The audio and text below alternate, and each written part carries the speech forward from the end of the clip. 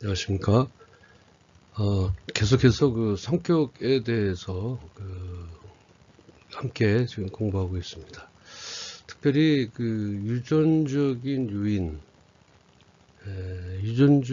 요인으로서는 부모에게 그 성격을 물려받았다. 또는 그 DNA로 인해서 유전인자에 의한 원래 천성, 처음부터 가지고 그 성격을 가지고 태어났다, 뭐 이런 요소들이 있습니다. 그래서 사람들은 출생하기 전 그 유전적 원인에 의해서 특징을 소유하는 것이 있는데, 성격 형성에서 생물학적 요인 중 유전적인 요인이 있다고 봅니다. 그 상당한 이유는 조울성이라든지 분열성, 기질과 모음적 순환 기질, 그 다음에 퇴행적 분열성 기질, 지능의 경우에는 유전의 영향이 크다는 것을 알 수가 있습니다. 그래서 우리 아이들 또는 내가 부모로부터 받은 어떤 기질, 그런 그 지능 같은 그 기질은 반드시 유전 영향이 크다는 것을 알 수가 있죠.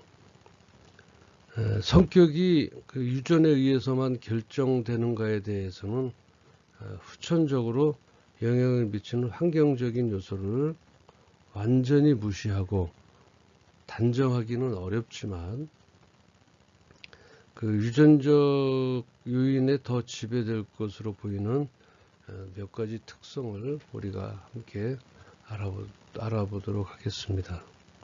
첫 번째로 그 유전적 소질로서 성격이나 습관 등이 유전적 영향을 강하게 받는다 라고 하는 게 실험적 요소에서 나타난 바가 있습니다.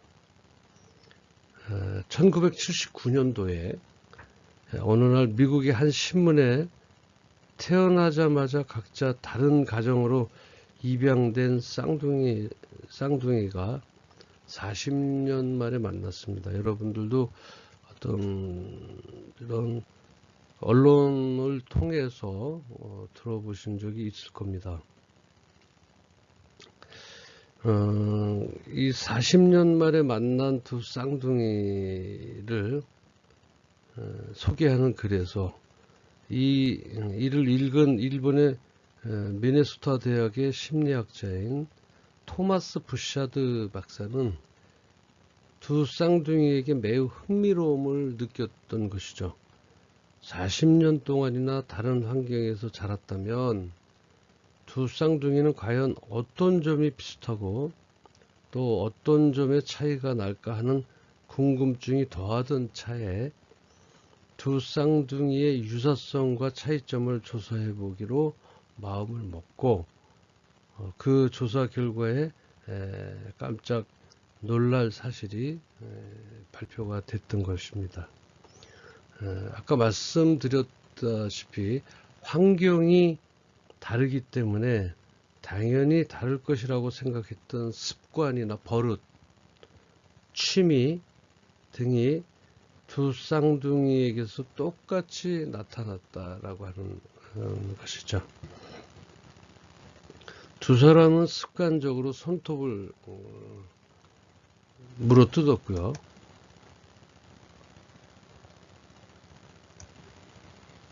또 취미는 목공이었습니다. 농구를 둘 다 싫어하는 것도 같았다고 그럽니다.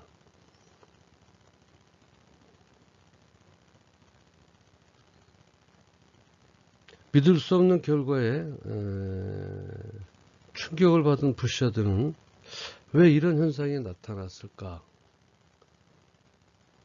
생각 끝에 다른 쌍둥이의 조사에서 성격이나 습관 등의 유전적 영향을 강하게 받기 때문이라는 사실을 재확인한 것입니다. 그래서 유전자가 씨앗이라면 물과 온도는 환경으로 유전적인 소질에 의해 또 다른 한편으로 환경적인 요인에 의해 성장 발달한다 이렇게 볼 수가 있죠. 그러니까 유전자가 씨앗이라면 우리가 이제 씨앗을 땅에 묻어서 한쪽엔 물과 온도를 잘 주고 또 다른 쪽에는 열악한 상황에서 그 식물을 나게 했을 경우에 그 씨에서 나오는 기본적인 예를 들어서 그 씨앗이 어떤 뭐 채소를 일컬었을 때 그 같은 채소이기는 하지만 채소가 조금 튼튼하게 자란다든지 또는 채소가 조금 부실하게 자랄 수 있는 것이죠. 그래서 이런 그 환경적인 요인에 의해서 성장 발달한다 이렇게 유전적인 요소를 설명을 받습니다.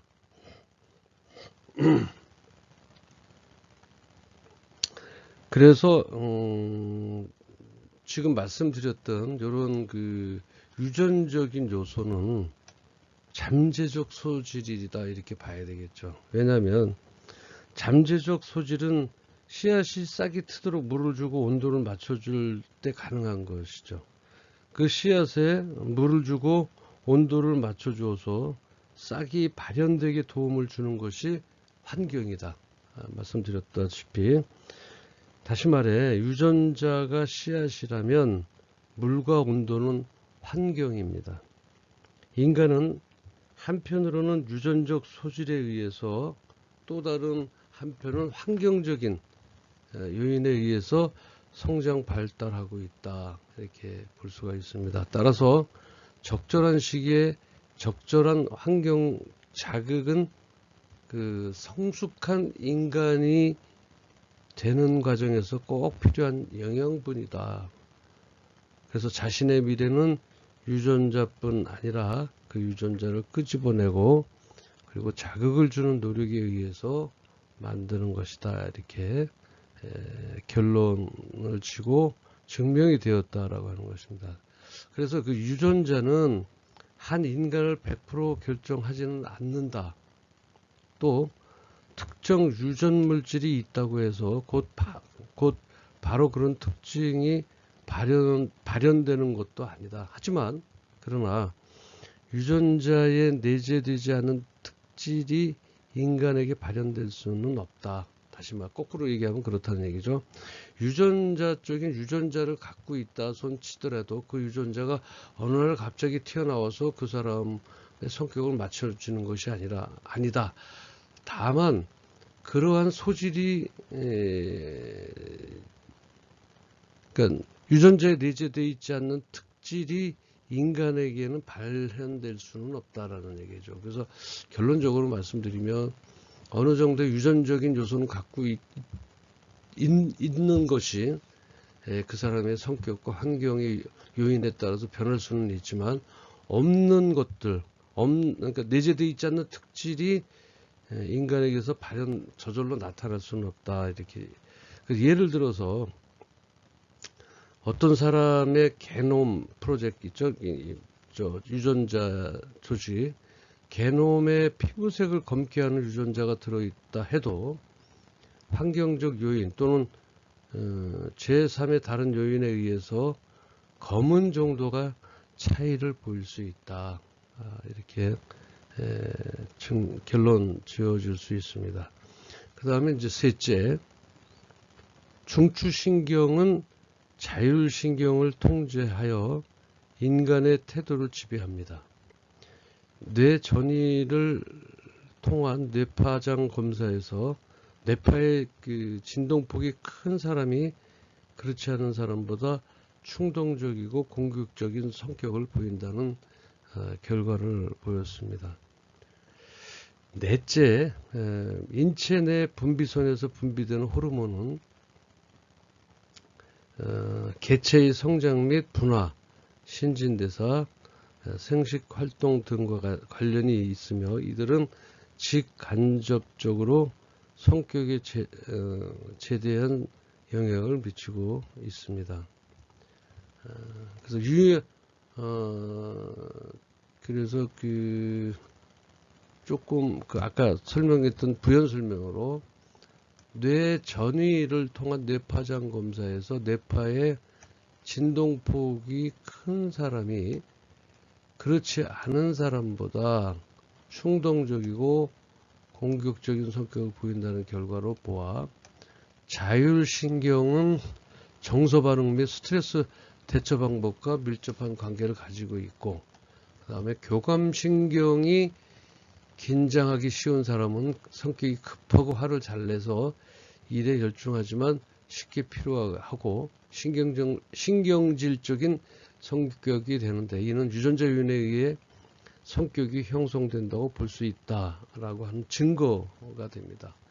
이 부분은 특별히 여러분들이 눈여겨보아야 될 것이, 주위에 여러분들 주위에도 이렇게 뇌파장 검사에서 뇌파의 진동폭이 큰 사람이라든지 있습니다. 별도로 진동폭이 큰 사람이든지, 또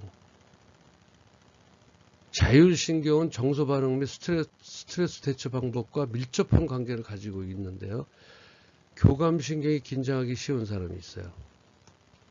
교감신경이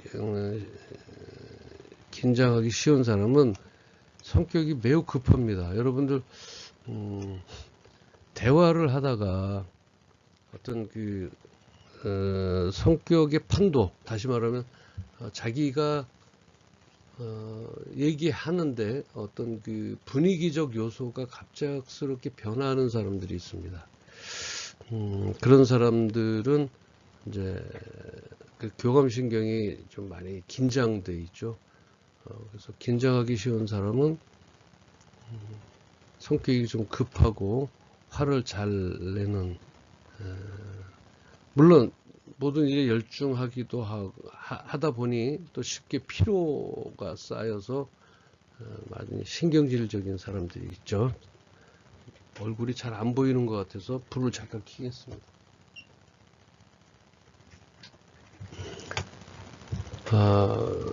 이러한 뇌전이를 통한 뇌파장 검사의 어떤 뇌파적인 문제라든가 이런 것들이 있고요.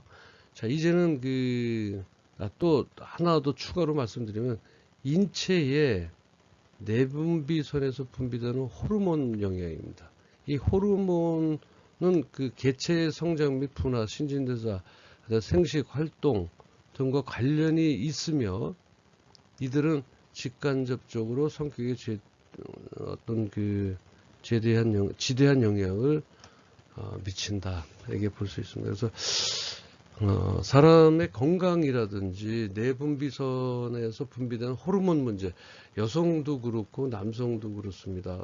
어떤 몸적인 신진대사에 대한 호르몬 개체의 어떤 성장하고 또 분화되는 어떤 생식 활동 등과 어떤 관련이 있다라고 하는 결론이죠. 그래서 이들은 직접적인 관련도 있겠지만 간접적인 성격에 지대한 영향을 미칩니다. 여기가 잘못됐네. 제대가 아니라 이건 지대입니다. 지대한 영향을 미친다. 그래서 환경적인 요인보다는 보통 개인이 가지고 있는 여러 가지 문제에 의해서 이루어지는 성격이다. 이렇게 어떤 신체적인 요인, 다시 말하면 DNA적인 요인, 어떤 유전자적인 요인, 이런 것들은 타고나는 것이다. 결론적으로 이렇게 말씀드리고요. 그리고 이제 우리가 환경적인 요인이 있습니다. 환경적인 요인은 환경인자가 많죠. 이 환경인자는 어떤 건가요?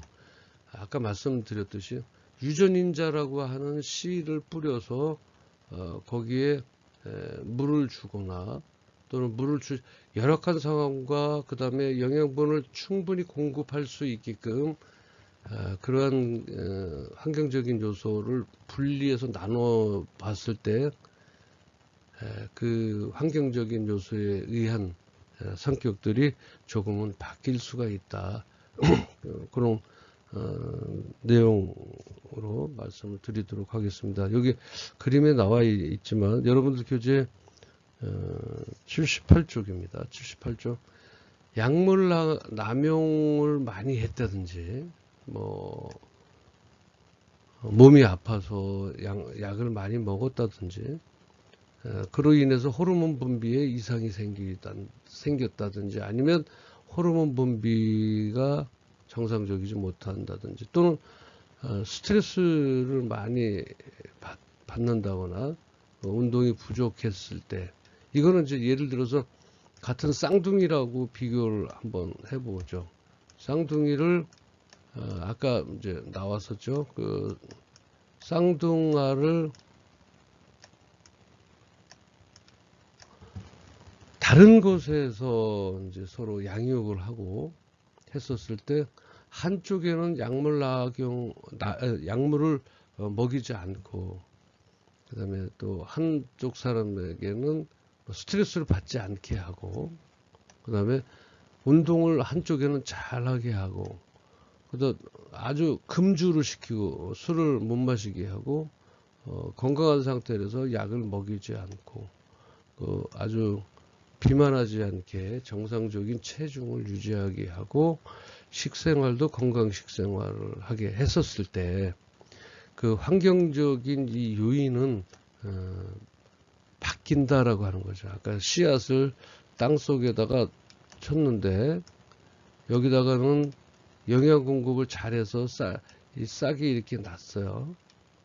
근데 여기는 영양 공급을 잘 못 해주니까 뭐 싹도 이렇게 좀 빈약하게 났겠죠.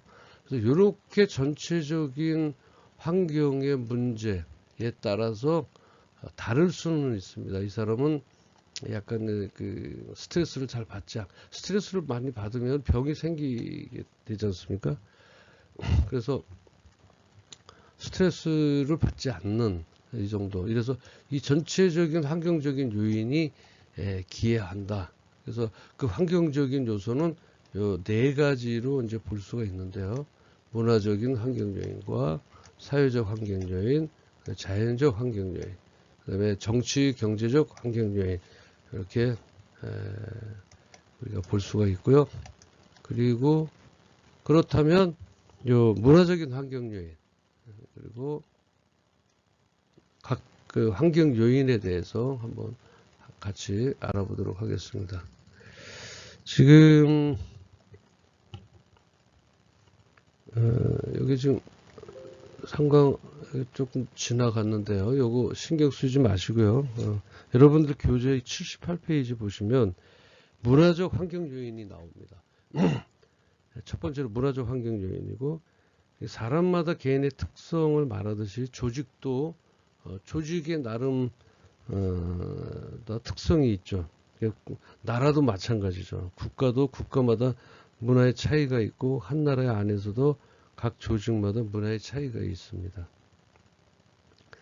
여러분들 홀이라는 학자는 소통할 때 사람이 얼마나 주변 환경, 얼마나 주변 배경을 중시하는가에 따라 어떤 뭐라 그럴까요? 고 배경 문화, 그러니까 high context culture라고 이제 뭐 얘기하는데 굳이 우리 말로 고친다면 높은 배경의 문화와 낮은 배경, lower context culture라고 해서 낮은 그 저 배경 문화로 나누었는데 한국이나 일본과 같은 그 고 배경 문화권에서는 타인에게 싫은 소리를 할 때 우리 그 일본이나 우리 한국 사람들은 다른 사람에게 싫은 얘기를 할 때 그 사람의 처지와 향후 관계 등 상황을 고려해서 이렇게 둘러 얘기를 하는 경향이 있습니다. 우리 직접적인 말로 이렇게 얘기하는 것이 아니라 돌려서 이렇게 얘기하는 그런 경향이 있는데 미국이나 영국 같은 그 저배경 문화권에서는 정황불문하고 직설적으로 얘기하는 것들을 받아들여진다라고 하는 거죠. 그래서 문화적인 환경 요인은 이렇듯이 사람의 그 문화적인 자라온 그러한 환경 가운데에서 이런 것들을 미국이나 영국 사람은 직설적이고 정확하게 전달하고 자기가 기분이 안 좋은 부분에 있으면 기분이 안 좋다라고 할 정도로 그렇게 직설적이지만 우리 한국이나 일본은 그렇지 않죠. 좀 돌려서 얘기를 하는 경우가 있습니다. 두 번째는 이제 사회적 환경 요인입니다. 사회적 요인 중에서 가장 중요한 환경은 가정 환경이죠. 그다음에 교육 환경을 들 수가 있습니다. 우선 이제 가정 조직이라는 우리 인생의 최초의 교육장에서 가족 구성원들과 생활하면서 자연스럽게 사회성을 학습하고 경험하게 됩니다. 그리고 기초적인 생활 양식이라든지 행동 양식을 익히면서 성격이 형성되고 인성이 발달합니다. 또한 학교 교육 및 학교 밖 교육 과정을 통해서 책임감과 협동심, 정의감, 준법 정신, 그리고 리더십 등의 성격 특성이 형성됩니다. 이것은 학급 구성원들과의 인간관계 속에서도 비롯된다. 이렇게 사회적인 환경 요인이다. 우리 집에서는 예를 들면 집에서는 밥을 먹을 때 조용히 해야 된다. 그러다 보니까 그러한 학습에 젖어 있다가 조용하다가 자기의 내적인 요소에서도 그것을 잠재울 수 있다. 그런데 또 상당히 식사할 때 상당히 개방적인 그런 경우도 있죠. 뭐 얘기도 한다든지 뭐 떠들기도 하고 그날에 있었던 일을 얘기도 하고 그랬을 때 뭔가 억누르지 않는 나만의 그 오픈 마인드라고 얘기하나요? 그런 것들이 이제 생성하게 돼서 그런 사회적 환경 요인에 따라서 그게 이제 가정 환경과 교육 환경을 들을 수가 있다. 그래서 사회적 환경 요인에 의해서도 성격이 변화가 많다. 그 다음에 자연적인 환경 요인이 있습니다. 자연 환경 요인은 한 나라가 존재하고 있는 기후나 풍토에 따른 독특한 생활 양식 등에 따라서 성격 형성이 다르게 된다. 예를 들면 자연 환경 요인이니까 한 나라에 존재하고 있는 기후 풍토라고 하는 거죠. 이렇습니다. 아프리카에 사는 사람하고 아프리카에서 사는 사람하고 그 다음에 북극에 사는 사람하고 어떠세요? 너무 극과 극을 달리지만 아프리카에 사는 사람들은 조금 성격이 느슨하죠. 왜냐하면 사계절도 없고 매일 덥다 보니 옷도 항상 그 옷을 입고 그다음에 천천히 모든 일을 생각할 수 있다. 이렇게 환경적인 자연적 환경 요인으로 이제 들을 수가 있고 그다음에 이제 추운 나라에서는 아무래도 옷을 두껍게 입고 한 곳에 오래 있을 수 없어서 일을 처리하게도 얼른 처리를 하고 빨리 집으로 돌아가는 그러한 요소로 인해서 그래서 자연 환경은 이제 말씀드린 대로 온대 지방, 열대 지방, 그다음에 좀 아열대 지방이라든지 한대 지방, 추운 데죠. 그리고 산악지대, 평야지대, 해안지대, 아주 높은 산 위에 사는 사람하고 또 저 밑에 평야지대에 사는 사람하고 또 생활 습관이나 자연적 환경 요인에 따라서 성격이 다를 수가 있습니다. 그래서 바닷가 곁에 사는 사람들, 이런 자연 환경 요인을 들 수가 있고, 그 다음에 정치 경제적 환경 요인인데, 요건 이제 정치 경제적 환경 요인은 한 나라의 정치 이념과 그 다음에 그 이념에 부합하는 경제 활동에 따라서 성격 형성이 다르게 나타난다. 그 다음에 정치가 사회주의 체제인가 아니면 자유민주주의 체제인가 그리고 경제가 사회주의 체제에 근간한 경제정책인가 자본주의 시장 그다음에 경제 정책인가에 따라서 성격과 특성 형성이 다르다는 거죠. 여러분 북한을 한번 생각해 봤을 때 저도 북한에서 활동을 많이 한 사람들을 함께 이렇게 생활을 같이 해본 적이 있습니다. 근데